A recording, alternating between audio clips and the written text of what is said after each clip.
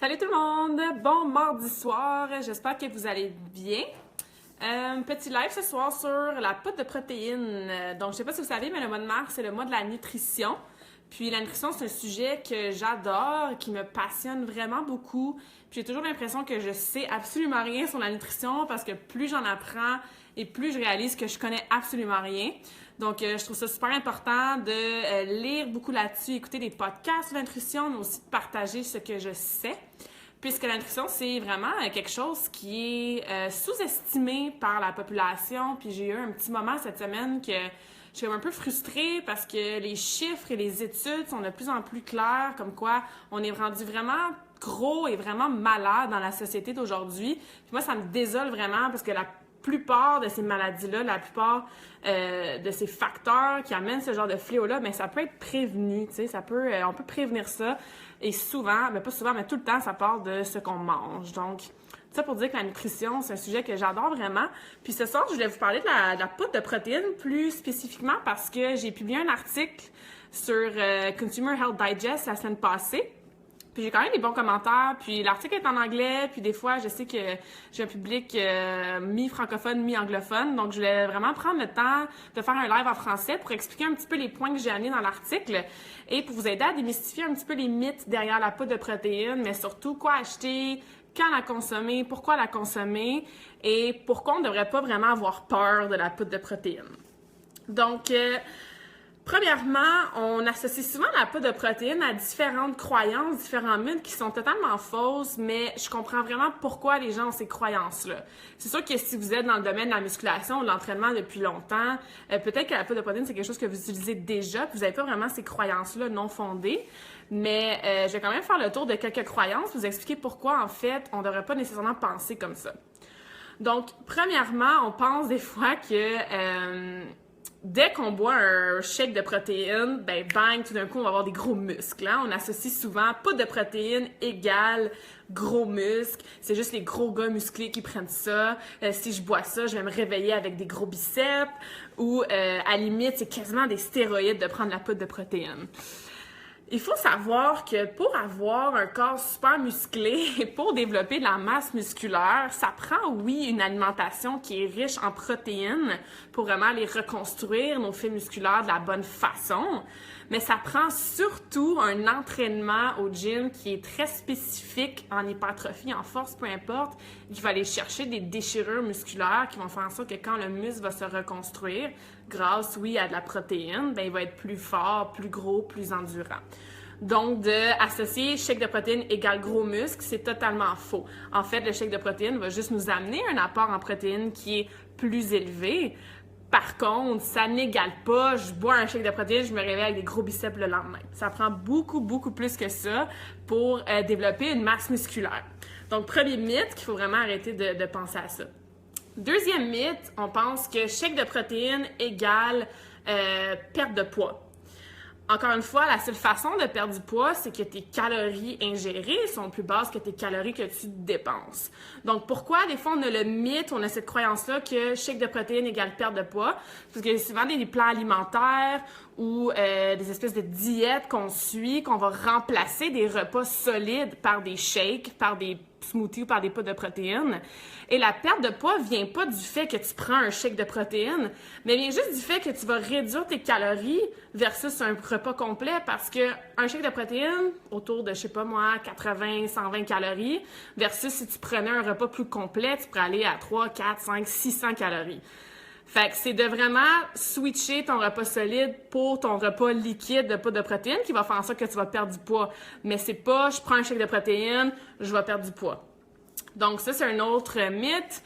Shake de protéines n'égale pas, je vais me réveiller avec des gros biceps et n'égale pas avec je vais me réveiller avec 10 livres de moins. Hein? Il y a beaucoup d'autres facteurs au niveau de l'entraînement, de la nutrition qui viennent aider ces deux composantes-là, soit de prise de masse musculaire ou de perte de poids. Donc, ces deux associations-là, j'espère que là, c'est plus clair qu'on ne devrait pas vraiment les faire. C'est pas une cause-conséquence. Ceci étant dit, il faut comprendre aussi que surtout dans la société d'aujourd'hui nord-américaine, souvent les gens vont avoir une lacune en protéines et surtout au déjeuner. Puis c'est là que moi, dans le fond, j'amène, je pense que tout le monde devrait avoir un pot de protéines chez eux, une poudre de qualité, puis quelque chose qui peut nous dépanner et non quelque chose que je dois me fier dessus, que je dois remplacer mes repas vraiment à chaque jour. Par contre, ça peut devenir super efficace, super pratique aussi et convenient d'utiliser la poudre de protéines. Et là, mon but, c'est vraiment de vous expliquer comment, pourquoi et quoi acheter aussi surtout. Parce que, je l'avoue, des fois, on rentre dans des magasins de suppléments, puis il y a tellement de choses sur les tablettes, ça devient un peu overwhelmant. Puis, il y a beaucoup de scrap qui se vendent sur les tablettes. L'industrie des suppléments n'est pas vraiment réglementée. Donc, tu peux acheter quelque chose, puis les ingrédients qui sont écrits sur ta boîte, ça veut pas nécessairement dire que c'est ces ingrédients-là qui sont dans le produit. Fait que c'est super difficile, puis ça, c'est pas juste pour les protéines, là. C'est super difficile de savoir que le supplément que tu achètes, c'est vraiment ce qu'il y a dedans. Donc, la première chose que je peux vous conseiller, c'est quand vous allez acheter une poudre de protéines, premièrement, est-ce que tu veux une poudre de protéines qui est végane? Donc, la protéine qui vient plus des sources de plantes ou des sources par exemple, de légumes ou de pois chiches ou de choses comme ça. Ou si tu vas aller chercher une protéine qui vient de produits plus laitiers, donc par exemple de l'isolat de petit lait. Il y a différents types, hein. Il y a de la whey, il y a de l'isolat de petit lait, de la caséine et tout ça. Je rentrerai pas dans les détails aujourd'hui, mais ça, c'est la première question, c'est vraiment une question que tu veux te poser. Si tu as un petit peu des intolérances au niveau des produits laitiers, même si il n'y a pas de lactose dans certains produits, il faut juste que tu fasses attention parce que, par exemple, moi, qui tolère un peu moins bien les produits laitiers, même si je prends de la poudre de protéines qui est l'isolat de la protéine du lait, donc l'isolat de petit lait, c'est souvent qu'on appelle puis qu'on va acheter en général, ça se peut que, bon, je réagisse moins, que je la digère moins bien et tout ça. Donc, dans ce moment-là, certains de mes clients ou même moi, je vais me tourner vers une protéine qui est plus végane. Là, encore une fois, il y a des bénéfices à aller chercher plus de la whey, il y a des bénéfices à aller chercher plus une protéine végane qui vient pas du lait, mais qui viendrait, par exemple, je sais pas, il y en a qui viennent des œufs, il y en a qui viennent des pois, il y en a qui viennent des légumes. Je rentrerai pas dans les détails, mais ça, c'est une première question qu'il faut se poser, où est-ce que je veux que ma source de protéines vienne? Fait qu'en rentrant déjà là, ben OK, est-ce que je veux un isolat de plus de petit lait ou une protéine qui est plus végane? Fait que là, ça divise un petit peu nos choix. La deuxième chose qu'il faut faire, c'est de lire les étiquettes. Tu veux acheter de la poudre de protéines, tu veux des protéines dans ton produit. Fait que si tu regardes ta liste d'ingrédients, puis qu'il y a 5, 6, 7 autres ingrédients sur ta liste, puis que dans ta scoop de 30 grammes, tu n'as pas au moins un 25-27 grammes de protéines, puis que tu as plein d'autres choses dans ton produit, c'est un signe, red flag, que ce que tu achètes, c'est pas nécessairement de la protéine à la source de bonne qualité. Il y a des produits qui vont rajouter des glucides, il y a des produits qui vont rajouter du gras, et il y a une pertinence d'avoir ce genre de produit-là, mais là, je reviens vraiment à là, ce qu'on veut, c'est acheter de l'isolat de protéines, donc vraiment juste de la protéine. Fait que quand tu regardes ta liste d'ingrédients, elle devrait pas être très longue. Ça devrait être ton isolat de protéines avec l'aliment dans lequel ils ont été chercher la protéine. Encore une fois, ça dépend si c'est vegan ou si ça vient du lait ou des produits laitiers. Souvent, ils vont mettre une saveur, fait que par exemple, feuille de stevia ou cacao. Puis ça devrait être pas mal tout. Tu sais, si tu vois, je sais pas moi, sucralose, arôme artificiel, glucides, glucose de telle affaire ou d'autres mots que tu n'es même pas capable de prononcer, ben red flag, que peut-être que ce que tu es en train d'acheter, c'est pas de top qualité ou c'est pas ce que tu recherches, qui encore une fois est vraiment juste de la protéine. Donc ça, c'est une autre façon aussi de s'assurer que ce que tu achètes, c'est la bonne chose. Puis, ceci étant dit, n'hésitez pas à aller demander, disant que tu veux vraiment une protéine de qualité. Puis, quand ils te proposent un produit, mais tu regardes en arrière, est-ce que ma liste d'ingrédients est courte? Puis, est-ce que dans ma scoop, tu sais, tu vas dans les valeurs nutritives, si ma scoop est 30 grammes, tu descends, est-ce que j'ai des lipides dedans? Non, parfait. Est-ce que j'ai des glucides dedans? Non, parfait. Les protéines, est-ce que j'en ai sur 30 grammes? Est-ce que j'en ai au moins 25-27 grammes? Puis là, j'ai comme un 2-3 grammes de lousse pour la saveur ou autre. Ben, ton ratio de protéines à ta scoop, s'il est élevé, mais ça prouve que dans ton produit, ben, c'est que de la poudre de protéines, puis c'est ça qu'on veut. Donc ça, j'espère que ça peut vous aider un petit peu à faire les bons choix. Moi, je suis pas ici pour vous dire achète telle marque ou achète pas telle marque. C'est sûr que moi, il y a des produits que je valorise plus que d'autres parce qu'ils goûtent bon et parce que je sais d'où ça vient et je sais que c'est de la bonne qualité. Je sais que c'est des produits qui ont été vraiment vérifiés puis c'est pas un peu du n'importe quoi. Si vous voulez avoir des exemples de marques ou quoi acheter exactement, envoyez-moi un message après en privé. Là, ça va me faire vraiment plaisir de vous donner mes recommandations. Mais c'est pas quelque chose que je veux faire de façon publique, là, comme ça, pour m'afficher puis dire quel genre de produit que je prends pour l'instant. Donc, ensuite, comment on fait pour consommer la poudre de protéines? Une fois qu'on a acheté notre produit, que ce soit une protéine végane ou une protéine des produits laitiers, on est allé dans le magasin, on a demandé une recommandation à moi ou à quelqu'un d'autre dans le magasin, on a notre poudre de protéines, on sait que c'est de la bonne qualité. Comment on fait pour la consommer? Différentes façons. C'est sûr que le classique, entre guillemets, c'est juste de le mixer avec de l'eau. Hein? Si tu veux juste aller chercher ta teneur en protéines qui est plus élevée, tu ne vas pas ajouter d'autres composantes dedans. Donc, tu peux juste la mixer avec de l'eau.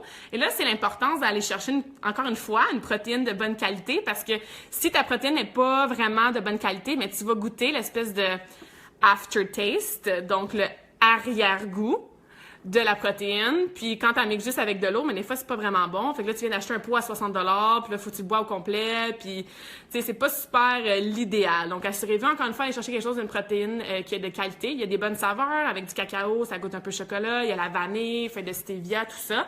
Donc, il y en a des protéines de bonne qualité qui goûtent aussi bon. Donc, avec de l'eau, tout simplement. C'est sûr que vous pouvez aussi la mettre souvent au déjeuner, on va manquer de sources de protéines. Puis moi, c'est quelque chose que j'encourage mes clients à faire. C'est souvent une façon facile d'aller chercher tes protéines au déjeuner. J'en ai parlé dans un ancien live sur la nutrition que souvent on mange du sucre pour déjeuner. Vos déjeuners sont vraiment pas optimales pour bien partir la journée. Donc dans des smoothies, tu peux rajouter une demi-scoop, une scoop. Dans du gruau, tu peux rajouter ta demi-scoop, ta scoop. Ça rajoute de la saveur puis ça va chercher tes protéines. Si tu manges, par exemple, du yogourt grec ou du yogourt genre de coconut, tu peux aller rajouter une demi-scoop, une scoop aussi. Donc, une façon de la consommer aussi, c'est pas juste dans un verre d'eau, on shake ça avec la poudre, mais c'est de rajouter dans ton déjeuner, dans ce genre d'aliments-là, pour t'assurer d'avoir tes protéines au déjeuner aussi. Il y a des gens qui mangent des smoothies, qui boivent des smoothies aussi, par exemple, pour dîner ou en collation. Là. Il n'y a aucun problème à ce niveau-là aussi. Mais comme je dis, souvent, c'est au déjeuner qu'on a de la misère à aller chercher nos protéines. Fait que ça peut être une super bonne façon d'aller chercher nos protéines pour le déjeuner. Puis, l'autre façon avec laquelle vous pouvez utiliser votre poudre de protéines, c'est de la faire dans des recettes. Des fois, on a envie un petit peu de sucré, ou on aimerait ça se faire des muffins, ou des biscuits, ou même des bars, style granola, ou genre du pain aux bananes, des choses comme ça. Puis de rajouter de la poudre de protéines dans ce genre de recette-là, c'est une façon, premièrement, de couper les ingrédients qui sont peut-être moins bons pour la santé. Fait qu'au lieu d'avoir une tasse de farine, tu peux couper ta farine puis mettre de la poudre de protéines à la place. C'est une façon de pas nécessairement aller rajouter du sucre ou de la cassonade ou, par exemple, beaucoup de, je sais pas moi, du sirop d'érable ou du miel parce que tu as besoin de cette saveur-là sucrée. La poudre de protéines va aller te donner ta saveur sans rajouter le sucre aussi. Donc, si vous allez sur Google et vous marquez biscuits protéinés ou pain aux bananes protéinées ou moi, souvent, presque à chaque samedi, sur ma page Facebook Karmakin, je vais partager ce genre de recettes-là. Ça peut être une façon d'utiliser votre poudre de protéines. Donc ça, c'est un peu comment on veut la consommer. Maintenant, quand on veut la consommer, ben c'est sûr que, comme je disais, si vous la prenez plus en collation ou en déjeuner, ben ça va être pendant votre déjeuner ou pendant votre collation. Mais je vous dirais que la place et le temps le plus pertinent pour prendre notre poudre de protéines, c'est tout de suite après un entraînement. Pourquoi? Parce que premièrement, elle va être en forme liquide, donc ça va s'absorber beaucoup plus vite. Et c'est beaucoup plus pratique de traîner son shake de protéines avec de l'eau que de traîner un steak, par exemple, en sortant du gym. Tu sais, on voit pas ça vraiment, tu sors du vestiaire avec ton steak ou ton morceau de saumon, la moitié cuit. Donc, avoir un shake de protéines sous la main, c'est beaucoup plus facile à consommer. En plus, c'est en liquide, donc ça s'absorbe plus vite au niveau de l'organisme. Ça peut aider à la récupération aussi. Donc ça fait le tour sur un peu comment consommer la poudre de protéines. Donc, encore une fois, moi, je pense qu'il faut pas avoir peur de la poudre de protéines. Il faut pas s'imaginer que je prends un shake de protéines, je vais avoir des gros muscles, ou je prends un shake de protéines, je vais perdre 10 livres tout de suite. Il faut un peu changer sa perception. La poudre de protéines de qualité, ce n'est pas des stéroïdes. C'est vraiment une façon d'aller augmenter votre teneur en protéines durant la journée de façon efficace, souvent beaucoup plus pratique et qui peut être consommée de différentes façons comme je viens de mentionner. Donc, assurez-vous, encore une fois, de choisir une poudre de protéines qui est de qualité. Donc, la liste d'ingrédients doit être super courte. Vos valeurs nutritives, vous devez avoir une grosse teneur de protéines par rapport à votre scoop.